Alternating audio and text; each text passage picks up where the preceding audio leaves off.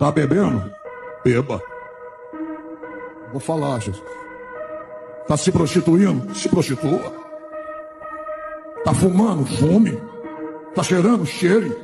Sabe o que Deus está mandando dizer? Tem coisas que eu não vou acertar contigo agora. Eu vou acertar no final. Vou falar, só vai dar glória se quiser.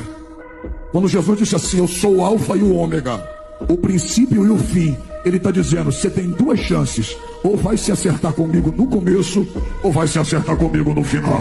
No começo eu sou o teu advogado, no final eu sou o teu juiz. No começo eu sou o teu perdão, no final eu sou a tua sentença. No começo eu sou o teu céu, no final eu te lançarei no inferno. Ou se acerta comigo agora, ou a gente se acerta no final.